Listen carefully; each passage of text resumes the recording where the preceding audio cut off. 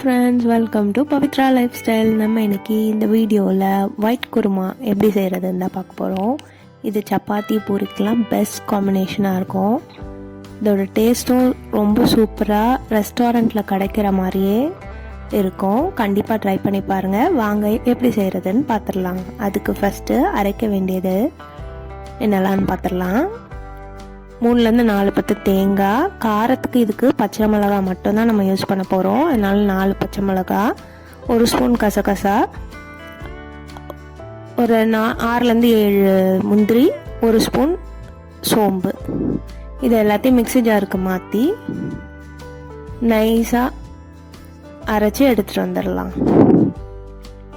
உங்ககிட்ட இந்த பாப்பி சீட்ஸ் கசகசா இல்லைன்னா நீங்கள் உடச்சக்கடலை ஆட் பண்ணிக்கலாம், 1 டீஸ்பூன். இதில் என்னென்ன காயெலாம் ஆட் பண்ண போகிறோன்னா வெங்காயம்,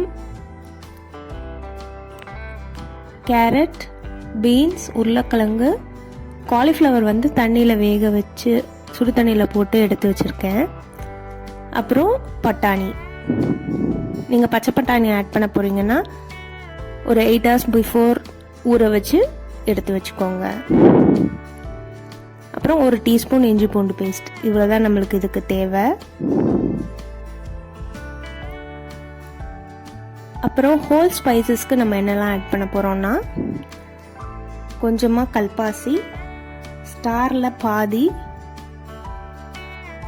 ஒரு பிரியாணி இலை, 3-4 லவங்கம், 2 பட்டை, 3 ஏலக்காய் ஆட் பண்ணிக்கிறேன்.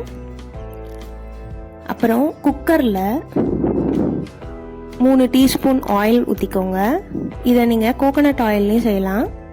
அந்த டேஸ்ட் பிடிக்காதவங்க நார்மல் ஆயில் யூஸ் பண்ணிக்கோங்க, ரிஃபைண்ட் ஆயில். நான் இன்றைக்கி ரிஃபைண்ட் ஆயிலில் தான் செய்கிறேன்.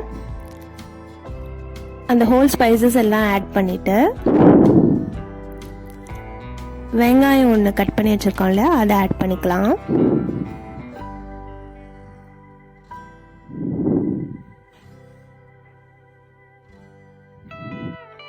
வெங்காயம் நல்லா கோல்டன் ப்ரௌன் ஆகணும்லாம் அவசியம் இல்லை. லைட்டாக டிரான்ஸ்பரண்ட் ஆனதும் இஞ்சி பூண்டு பேஸ்ட் ஆட் பண்ணிடலாம், 1 டீஸ்பூன். ரொம்ப கோல்டன் ப்ரௌன் ஆக்கிட்டோன்னா அந்த குருமாவோட கலர் மாறிடும். அதுக்கப்புறம் நம்ம கட் பண்ணி வச்சுருக்க காய் எல்லாத்தையும் ஆட் பண்ணிக்கலாம். கேரட், பீன்ஸ், காலிஃப்ளவர், பட்டாணி, உருளைக்கிழங்கு, இது எல்லாத்தையும் ஆட் பண்ணிக்கலாம். இது எல்லாத்தையும் நல்லா இந்த எண்ணெயிலேயே வதக்கிடலாம் கொஞ்சம். அப்புறம் இந்த டிஷ்க்கு தேவையான அளவு உப்பு ஆட் பண்ணிட்டு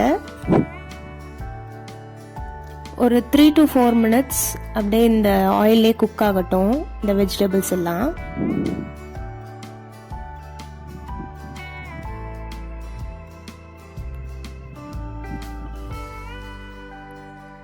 அதுக்கப்புறம் நம்ம அரைச்சி வச்சிருக்க அந்த தேங்காய் பேஸ்ட்டை ஆட் பண்ணிடலாம்.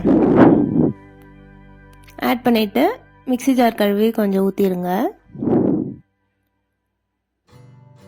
இது எல்லாத்தையும் நல்லா கலந்து விட்டுட்டு தேவையான அளவுக்கு தண்ணி ஆட் பண்ணிக்கோங்க. உங்களோட குருமாவோட கன்சிஸ்டன்சி உங்களுக்கு எப்படி வேணுன்றதை பொறுத்து. இது கொஞ்சம் திக்காக இருந்தால் நல்லாயிருக்கும். அதனால நான் 1 கிளாஸ் தண்ணி மட்டும் ஆட் பண்ணிக்கிறேன். இல்லை எனக்கு தண்ணியாக வேணும்னு நீங்கள் நினச்சிங்கன்னா 1.5 கிளாஸ் தண்ணி கூட ஆட் பண்ணிக்கலாம். இதை நீங்கள் ஓப்பன் பாட்லேயே செய்யலாம். ஓப்பன் பாட்டில் செஞ்சீங்கன்னா இந்த தண்ணிலாம் ஆட் பண்ணிட்டு 15 minutes குக் பண்ணிவிடுங்க, கரெக்டாக இருக்கும்.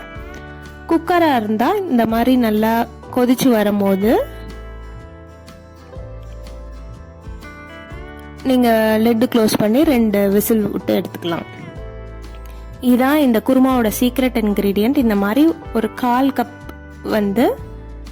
பால் ஆட் பண்ணுங்க. இந்த குருமாவோட டேஸ்டே சூப்பராக இருக்கும். அப்படியே ரெஸ்டாரண்ட்டில் கிடைக்கிற மாதிரி இருக்கும்.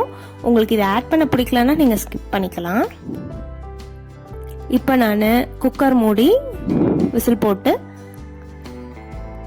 2 விசில் விட்டு எடுத்திருக்கேன். பாருங்கள், குருமா இப்போ நல்லா திக்காக சூப்பராக இருக்குது.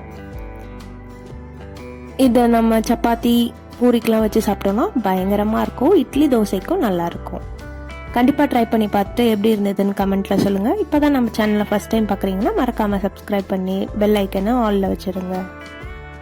நெக்ஸ்ட் ஒரு வீடியோவில் உங்களை பார்க்குறேன். பாய் பாய்.